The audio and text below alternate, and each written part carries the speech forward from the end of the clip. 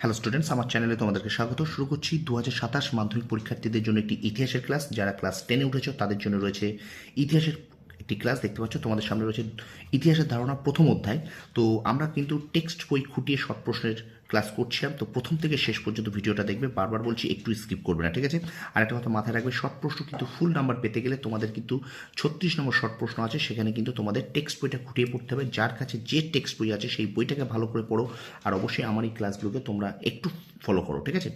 আর প্রথম থেকে শেষ পর্যন্ত ভিডিওটা দেখতে হবে। আমি কিন্তু তলায় দাগিয়ে দেবো, আন্ডারলাইন করে দেবো, প্রশ্ন উত্তর করে দেবো, ঠিক আছে? প্রশ্ন উত্তর বলে দেবো এবং অবশ্যই হাইলাইট দিয়ে তোমাদের মার্ক করে দেবো। সুতরাং একদম প্রথম থেকে শেষ পর্যন্ত একটু 7-8 মিনিটের জন্য এই ভিডিওটা তোমাদের একটু দেখতে হবে, ঠিক আছে? তো চলো শুরু করে দিই। 2027 মাধ্যমিক পরীক্ষার্থীদের জন্য ইতিহাসের ক্লাস, ইতিহাসের ধারণা প্রথম অধ্যায়। তো আজকে আমরা পড়ব, এখান থেকে আমরা 13টা পর্ব আমরা পড়েছি। তো আজকেই শেষ করে দেবো এই ক্লাসটা। আজকে আমাদের 14 নম্বর ক্লাস, ঠিক আছে? আজকে 14 নম্বর ক্লাস এবং এই অধ্যায়ের শেষ ক্লাস। তো প্রথম থেকে শেষ পর্যন্ত কিন্তু দেখতে হবে, ওকে? তো চলো শুরু করে দিই। দেখো, চিঠিপত্র ইন্দিরা গান্ধীকে লেখা জওহরলাল নেহরুর চিঠি। দেখো, 1928 খ্রিস্টাব্দে তখন ভারতের সাইমন কমিশন বিরোধী আন্দোলন চলছে। ব্রিটিশ সরকার জওহরলাল নেহরু জেলবন্দি করে রেখেছে। নেহরু জেল থেকে তার কন্যাকে মোট 30টি চিঠি লিখেছেন। এই প্রশ্নটা কিন্তু 2026 অর্থাৎ এই বছর কিন্তু মাধ্যমিক পরীক্ষায় এসেছে। কি বললাম? এই প্রশ্নটা, এই যে নেহরু জেল থেকে তার স্ত্রী, এই তার কন্যা ইন্দিরা গান্ধীকে কটা চিঠি লিখেছিলেন না 30টি চিঠি লিখেছিলেন, এই প্রশ্নটা কিন্তু হুবহু আর এবারের ইতিহাস পরীক্ষায় কিন্তু ছিল, ঠিক আছে? তারপর দেখো, চিঠিগুলি সংকলিত প্রকাশিত হয় 1929 খ্রিস্টাব্দে এলাহাবাদে। এটা একটু তোমরা মনে রাখবে, চিঠিগুলি কত সালে প্রকাশিত হয়? 1929 সালে। কি বললাম? যে ইন্দিরা গান্ধীকে লেখা জওহরলাল নেহরুর চিঠিগুলি কত সালে প্রকাশিত হয় না, চিঠিগুলি প্রকাশিত এবং সংকলিত হয় 1929 সালে। দেখো, আমি কিন্তু এইভাবে তোমাদের যদি না বলে দিই প্রশ্ন আকারে, তোমরা কিন্তু যদি স্কিপ করে যাও তাহলে এই কথাগুলো কিন্তু তোমরা মিস করে যাবে, ঠিক আছে? আচ্ছা, এলাহাবাদের ল জার্নাল প্রেস থেকে। তাহলে এটা মনে রেখো যে কোথা থেকে প্রকাশ পায়, কোথা থেকে না, এলাহাবাদের ল জার্নাল প্রেস থেকে, ঠিক আছে? তো এলাহাবাদের ল জার্নাল প্রেস থেকে কিন্তু এই চিঠিগুলি প্রকাশিত হয়েছিল কত সালে? 1929 সালে, ঠিক আছে? এটা কিন্তু মাথায় রাখো, বারবার বলছি, খাতায় নোট করে নাও, একটা খাতা করো, সেই খাতায় নোট করো। আমি হাইলাইট দিয়ে লাল কালি দিয়ে মার্ক করে দিচ্ছি, যেগুলো তোমরা নোট করে নেবে, ঠিক আছে? আর প্রশ্ন আকারেও কিন্তু তোমাদেরকে আমি বলে দিচ্ছি, ঠিক আছে? তো চলো আমরা কন্টিনিউ করি ভিডিওটা। আচ্ছা দেখো, বইটির নাম দেওয়া হয় লেটার্স ফ্রম এ ফাদার। বইটির নাম কি দেওয়া হয় না, letters from a father to his daughter. তাহলে এই বইটি কার লেখা? বইটি কিন্তু জওহরলাল নেহরুর লেখা। আচ্ছা, এগুলি হিন্দিতে অনুবাদ করেন মুন্সি প্রেমচাঁদ, ঠিক আছে? তাহলে এখান থেকে প্রশ্ন পড়বে লেটার্স ফ্রম, দেখো, letters from a father to his daughter, বইটি কার লেখা? জওহরলাল নেহরুর লেখা। এবং ইন্দিরা গান্ধীকে লেখা জওহরলাল নেহরুর এই বইটি বা letters from a father to his daughter, এই বইটি হিন্দিতে কে অনুবাদ করেন না, মুন্সি প্রেমচাঁদ অনুবাদ করেন। আবার আনন্দ পাবলিশার্স থেকে এগুলিকে কল্যাণীয়াসু ইন্দু শিরোনামে বাংলায় অনুদিত হয়। তাহলে বাংলায় কি নামে অনুদিত হয় চিঠিটা? কল্যাণীয়াসু ইন্দু নামে, ঠিক আছে? এটা কিন্তু বাংলায় অনুদিত হয়, ওকে? আচ্ছা, এই যে পার্টটা আছে, আলোচ্য বিষয় কি, এটা তোমরা একটু দেখে নেবে। এটাকে এখান থেকে শর্ট প্রশ্ন বিশেষ নেই, কারণ এটা কিন্তু তোমাদের 2 নম্বর এবং 4 নম্বরের জন্য ইম্পর্টেন্ট থাকে, ঠিক আছে? তো চলো এবার সরাসরি আমি চলে যাবো সাময়িক পত্র এবং সংবাদপত্রের মধ্যে। আজকে ভিডিওটা আমরা কিন্তু কন্টিনিউ এইখানেই শেষ করে দেবো। আজকে লাস্ট ক্লাস হতে চলেছে, ঠিক আছে? দেখো, 1700 সাময়িক পত্র এবং সংবাদপত্র। দেখো, 1780 খ্রিস্টাব্দে বাংলায় নির্দিষ্ট কিছু দিন অন্তর সাপ্তাহিক, পাক্ষিক ও মাসিক একাধিক পত্রিকা প্রকাশিত হতো। এগুলি আকার আয়তন যেমন কম ছিল, তেমনি ছিল নির্দিষ্ট কিছু বিষয় ভিত্তিক। এই জন্য এগুলিকে বলা হতো সাময়িক পত্রিকা। কিন্তু আধুনিককালের সংবাদপত্র তা নয়, এগুলি প্রতিদিন প্রকাশিত হয়। এর আকার বেশ বড়। এতে দেশ বিদেশের অতীত ও বর্তমানকালের যাবতীয় খবর পরিবেশিত হয়। এ প্রসঙ্গে উল্লেখ্য, ভারতে ইংরেজি ভাষায় প্রকাশিত প্রথম সাময়িক পত্রিকা ছিল হিকি সম্পাদিত বেঙ্গল গেজেট। মনে রাখবে, কি বললাম? ভারতে ইংরেজি ভাষায় প্রকাশিত প্রথম সাময়িক পত্র ছিল হিকি সম্পাদিত বেঙ্গল গেজেট। প্রশ্ন আসবে যে বেঙ্গল গেজেটের সম্পাদক কে ছিলেন?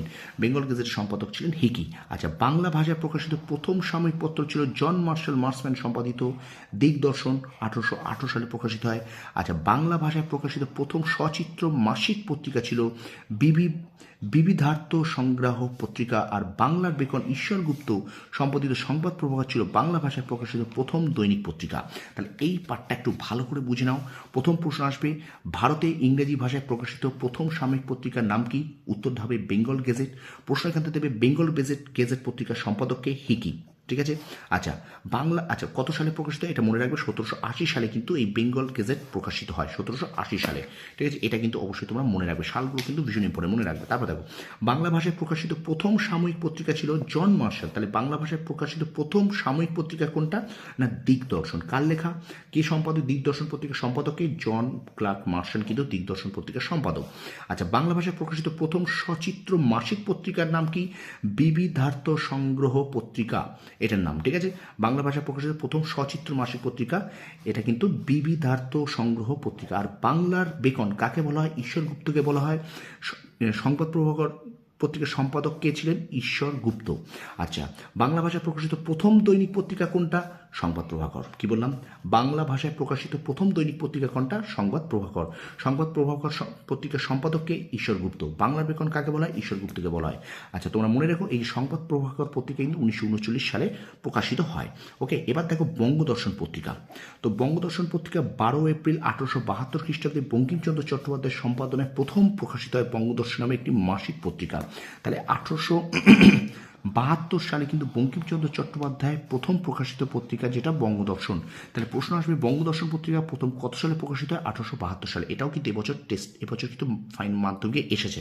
ঠিক আছে, আচ্ছা 1874 খ্রিস্টাব্দ পর্যন্ত এর মোট 48টি সংখ্যা প্রকাশিত হয়। প্রকাশনার পূর্বে এডুকেশন গেজেট ও বার্তাবহ পত্রিকায় এর বিজ্ঞাপন ছাপা হয়। এর দ্বিতীয় ও তৃতীয় সম্পাদক ছিলেন সঞ্জীব চট্টোপাধ্যায় ও শ্রীশচন্দ্র মজুমদার।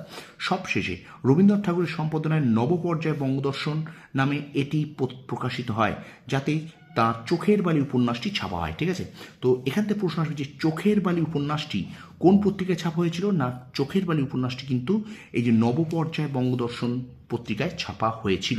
ঠিক আছে, তাহলে এখান থেকে প্রশ্ন আসবে বঙ্কিমচন্দ্র চট্টোপাধ্যায় না এই বঙ্গদর্শন পত্রিকার সম্পাদক কে ছিলেন? না বঙ্গদর্শন পত্রিকার সম্পাদক ছিলেন বঙ্কিমচন্দ্র চট্টোপাধ্যায়। ওকে, আচ্ছা এবার দেখো 1874 খ্রিস্টাব্দ পর্যন্ত মোট কতগুলো সংখ্যা ছিল? না এখানে 48টার সংখ্যা প্রকাশিত হয়েছে।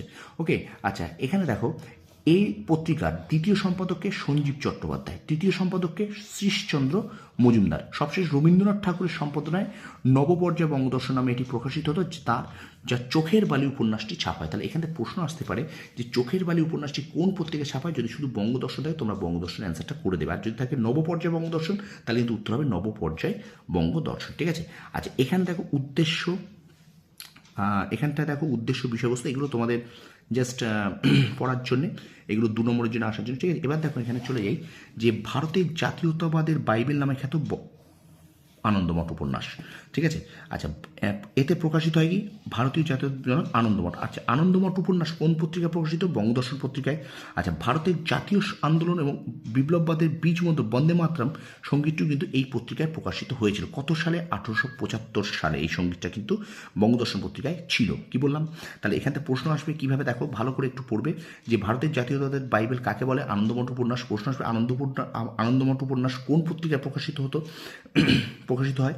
না বঙ্গদর্শন পত্রিকায় প্রকাশিত হয়। ঠিক আছে, আর ভারতের জাতীয় আন্দোলন ও বিপ্লবাদের বীজমন্ত্র বন্দে মাতরম কত সালে সঙ্গীত হিসেবে প্রকাশ পায়? না 1875 সালে। কোন পত্রিকা? বঙ্গদর্শন পত্রিকায়। ঠিক আছে, আচ্ছা এবার দেখো এই পত্রিকাতেই সর্বপ্রথম বঙ্কিমচন্দ্র চট্টোপাধ্যায়ের লেখা সাম্য প্রবন্ধটি প্রকাশিত হতো। ঠিক আছে, বঙ্কিমচন্দ্র চট্টোপাধ্যায়ের লেখা সাম্য প্রবন্ধ। আচ্ছা সাম্য প্রবন্ধটি কার লেখা? প্রশ্ন আসতে পারে। সাম্য প্রবন্ধটি কিন্তু বঙ্কিমচন্দ্র চট্টোপাধ্যায়ের লেখা। কোথায় প্রকাশিত হতো? না বঙ্গদর্শন পত্রিকায় প্রকাশিত হতো। ওকে, আচ্ছা এবারে আমরা দেখো এইসব কারণে বঙ্গদর্শন পত্রিকাটি বাঙালি পাঠক সমাজে গভীর রেখাপাত করেছিল। পত্রিকাটি পড়ার জন্য তারা অধীর আগ্রহে অপেক্ষা করত। রবি ঠাকুরের ভাষায় বঙ্গদর্শন পড়ার জন্য দুপুরবেলায় বাংলার পাড়ায় পাড়ায় ধুম পড়ে যেত। তাই বিপিনচন্দ্র পাল 1870 দশকের বঙ্গদর্শন যুগ বলে অভিহিত করেছে। এবার আসি আমরা সোমপ্রকাশ পত্রিকা, দেখে নাও 1858 খ্রিস্টাব্দে দ্বারকানাথ বিদ্যাভূষণ সম্পাদিত সোমপ্রকাশ নামক সাপ্তাহিক পত্রিকাটি প্রথম প্রকাশিত হয় কলকাতা সিদ্ধেশ্বর লেনের সোমপ্রকাশ গ্রন্থ যন্ত্র থেকে। ঠিক আছে, তাহলে এখান থেকে প্রশ্ন আসবে যে সোমপ্রকাশ পত্রিকার সম্পাদক কে ছিলেন? না দ্বারকানাথ বিদ্যাভূষণ। কত সালে প্রকাশিত হয়? 1858 সালে প্রকাশিত হয়। ঠিক আছে, আচ্ছা সোমপ্রকাশ একটি কেমন ধরনের পত্রিকা? এটা কিন্তু একটা সাপ্তাহিক পত্রিকা। সোমপ্রকাশ কিন্তু একটা সাপ্তাহিক পত্রিকা। আচ্ছা, এটি ছিল বাংলার প্রথম রাজনৈতিক পত্রিকা, এটা তোমরা অবশ্যই একটু মনে রেখো, ঠিক আছে? এটি ছিল, এই যে সোমপ্রকাশ হলো কিন্তু একটি বাংলার প্রথম রাজনৈতিক পত্রিকা, ঠিক আছে? তাহলে বাংলার প্রথম রাজনৈতিক পত্রিকা কোনটা? না, সোমপ্রকাশ। কি বললাম? বাংলার প্রথম রাজনৈতিক পত্রিকার নাম কি? সোমপ্রকাশ পত্রিকা। প্রতি সোমবার এটি প্রকাশিত হতো বলে একে সোমপ্রকাশ বলা হয়। ওকে, তো এই ছিল আমাদের এখানকার আচ্ছা, এখানটা একটুখানি দেখে নাও, একটুখানি তোমরা দেখে নাও। আচ্ছা, একটু দেখো, এই পত্রিকাটি শুধুমাত্র জাতীয় রাজনীতি, সাজাত্যবোধ ও সামাজিক ঘটনাবলী প্রচার করে ক্ষান্ত ছিল না। এতে সাহিত্য, সংস্কৃতি, দর্শন, বিজ্ঞান, সমাজতত্ত্ব প্রভৃতি বিষয়ের স্থান পেত। কিন্তু পত্রিকাটি 1878 খ্রিস্টাব্দে লর্ড লিটন কর্তৃক ঘোষিত দেশীয় সংবাদপত্র আইনের কবলে পড়ে 1878 খ্রিস্টাব্দে সাময়িক বন্ধ হয়ে যায়। তাহলে সোমপ্রকাশ পত্রিকাটি কবে বন্ধ হয়ে যায়? না, 1878 খ্রিস্টাব্দে কিন্তু সাময়িক বন্ধ হয়ে যায়। কারণ এই পত্রিকাটি প্রথম খোলাখুলিভাবে ব্রিটিশ সরকারের বিরোধিতা শুরু করে, বিশেষ করে চাষিদের ওপর নীল করদের অত্যাচারের কথা, সরকারি তোষণ নীতির কঠোর সমালোচনা করে, ঠিক আছে? তো এই পর্যন্ত 14 নম্বর পর্ব আমরা শেষ করলাম, অর্থাৎ এটি শেষ পর্ব। তো আশা করি তোমাদের ভালো লেগেছে। প্রত্যেকটা মানে এই চ্যাপ্টারটা থেকে আমি একদম পুরো ডিটেলস তোমাদের ধরে পুরো তোমাদের কি করিয়েছি। তো অবশ্যই তোমরা এই ভিডিওগুলো দেখবে। ডেসক্রিপশন বক্সে গিয়ে আমার কিন্তু ওখানে প্লে লিস্ট করা আছে। প্লে লিস্টে কিন্তু একদম প্রথম থেকে তোমাদের কিন্তু 14টা পর্ব এখানে দেওয়া রয়েছে, ঠিক আছে? তো বারবার বলছি, শর্ট প্রশ্নের কোনো সাজেশন হয় না। শর্ট প্রশ্ন মাধ্যমিক পরীক্ষা যারা দেবে সামনের বছর 2027 সালে, তাদের বারবার বলবো তাদের কাছে যে ইতিহাস বই আছে পড়বে, কিন্তু আমি যেভাবে পড়াচ্ছি সেভাবে অবশ্যই পড়ো। টেক্সট বইটা সঙ্গে নাও, আমার ক্লাসটাকে করো, ঠিক আছে? আর অবশ্যই আমার ভিডিও ভালো লাগলে লাইক, কমেন্ট, শেয়ার করতে ভুলো না, ঠিক আছে? আর আমার চ্যানেল নতুন হলে চ্যানেলটাকে একটু সাবস্ক্রাইব করো। আশা করি তোমাদের অনেক অনেক উপকারে দেবে, ঠিক আছে? তোমরা সফল হও, তোমাদের সাফল্য কামনা করি। ধন্যবাদ।